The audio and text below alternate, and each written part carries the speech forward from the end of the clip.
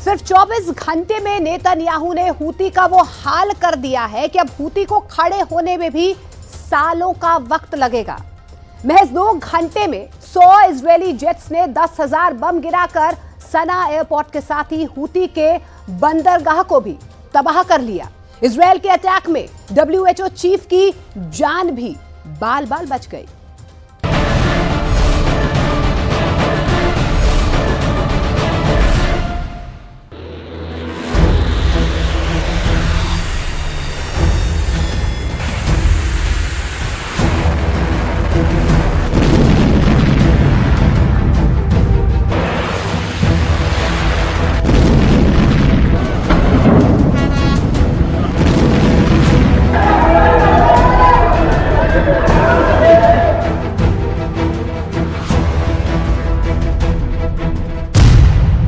Israel का सबसे बड़ा अटैक।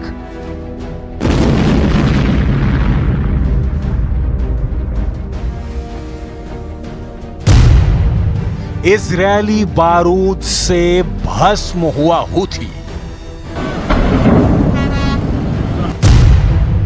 100 जेट से हूथी के ठिकानों पर हमला।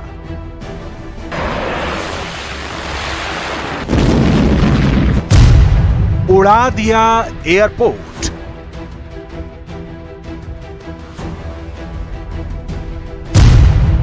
बाल बाल बचे WHO चीफ।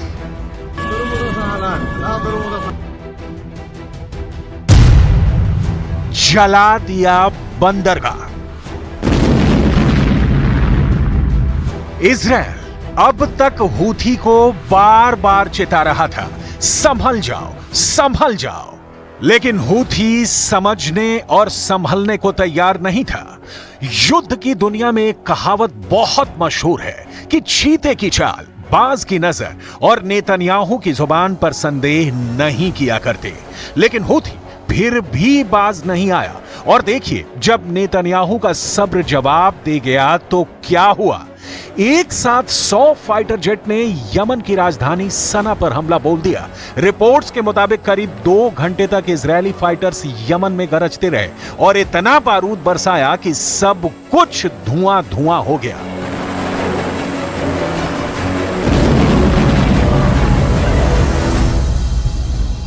ضربة بدون أي سابق إنذار ولا أي عذر، تم ضرب مطار صنعاء، ضرب المدنيين، صالات المدنيين، الصالات وبرج المطار. برج المطار فيه موظفين مدنيين من هيئة العيال. दावा किया जा रहा है कि इजरायल का यह हमला यमन के हूथी विद्रोहियों पर अब तक का सबसे बड़ा हमला है।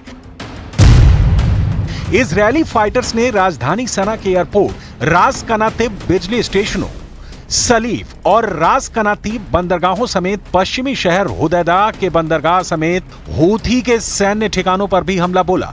हमला कितना बड़ा था, इसका अंदाजा इस बात से लगाया जा सकता है कि इसमें इजरायल के 100 से ज्यादा लड़ाकू विमान शामिल हुए थे। सना एयरपोर्ट का मेन रनवे, कंट्रोल टावर और एयरक्राफ्ट तबाह हो गए। जिस वक्त इजरायली एयरफोर्स ने सना पर हमला किया, उस वक्त WHO के चीफ भी वहीं पर मौजूद थे। WHO चीफ ने अपनी आप बीती एक्स पोस्ट के जरिए बताई। WHO chief doctor Tedros Adhanom Ghebreyesus ने कहा कि वो और उनके सभी सहयोगी प्लेन में सवार होने ही वाले थे, तभी सना एयरपोर्ट पर इजरायल की ओर से हमला हो गया। टेड्रोस ने बताया कि इस दौरान वहां जमकर बमबारी हुई, जिसमें उनकी फ्लाइट का एक सदस्य भी घायल हो गया और एयरपोर्ट पर मौजूद 2 अन्य लोगों की मौत हो गई। वहीं प्रत्यक्षदर्शियों का दावा है कि हमला ऐसे वक्त हुआ जब एयरपोर्ट मुसाफिरों से भरा हुआ था। اليوم تم استهداف مطار صنعاء الدولي أثناء رحلتي الذهاب وإياب وصول ومغادرة.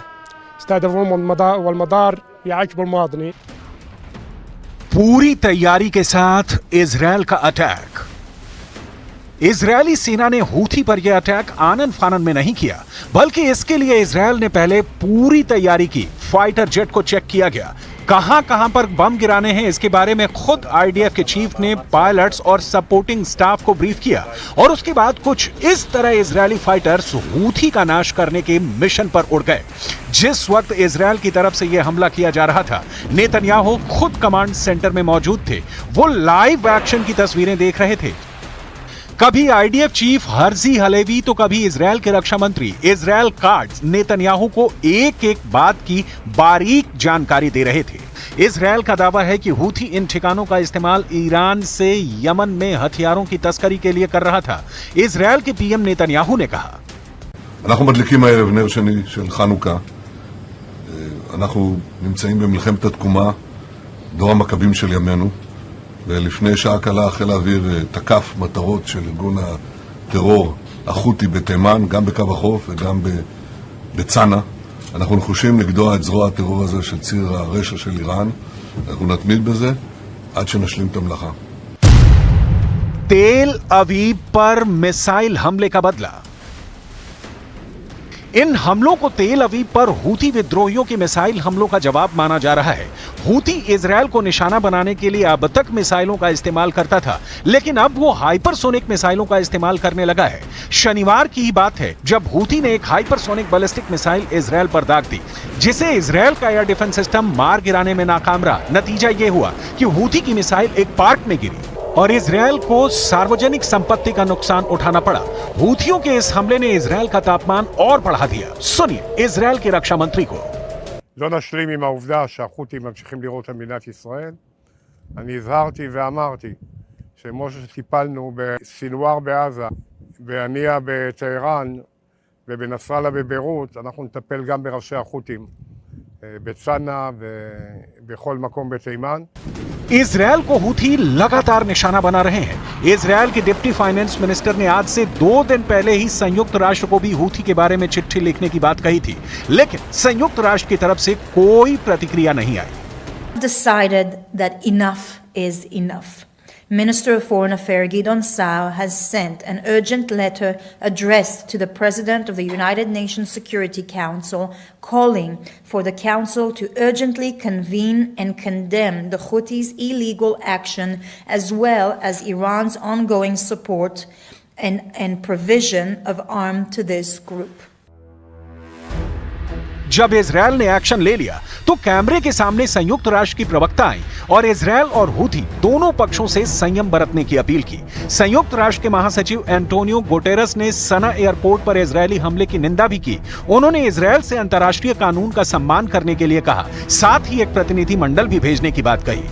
The Secretary General remains deeply concerned about the risk of further escalation in the region and reiterates his call for all parties concerned to cease all military actions and to exercise utmost restraint.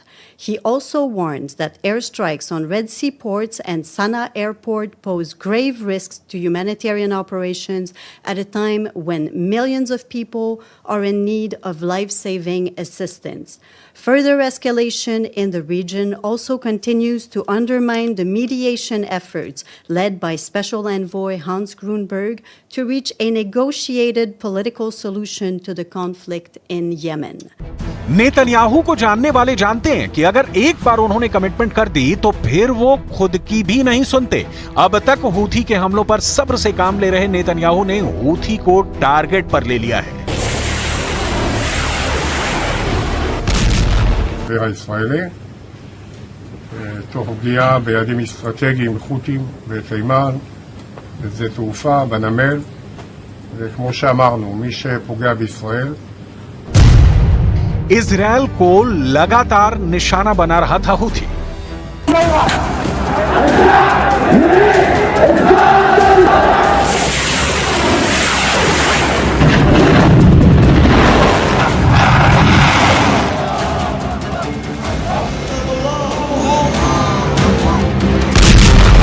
Yemen के Houthi विद्रोही लगातार Israel पर हमलावर हैं। Israel से Yemen की दूरी करीब 2200 किलोमीटर है। हूथी हमले के लिए हाइपरसोनिक बैलिस्टिक मिसाइल फलस्तीन 2, रशियन मेड मिसाइल और अत्याधुनिक ड्रोन का इस्तेमाल कर रहा है। कई मिसाइलें हूथी यमन से ही लॉन्च कर रहा है, जबकि छोटी दूरी की कई मिसाइलों को दागने के लिए हूथी लाल सागर के रूट का इस्तेमाल करता है। इजरायल हमेशा से यह आरोप लगाता आया है कि हूथी ईरान का मिलिशिया है। ईरान से ही हूथी को हथियारों की सप्लाई होती है, जिसका इस्तेमाल वो इजरायल के खिलाफ करता है। ईरान समर्थित हूथी विद्रोही पिछले 1 साल से ज्यादा वक्त से फिलिस्तीनियों के समर्थन में इजरायल पर बार बार मिसाइलें दाग रहा है। हालांकि ज्यादातर मिसाइलों को इजरायल ने रोक लिया, लेकिन शनिवार को हुए एक हमले में तेल अवीव में 16 लोग घायल हो गए थे। शनिवार को किए हूथी के हमले के बाद ही नेतन्याहू का क्रोध 7वें आसमान पर पहुंच चुका था और उन्होंने कहा था कि वो हूथी के खिलाफ हमला करेंगे और नेतन्याहू ने वही किया।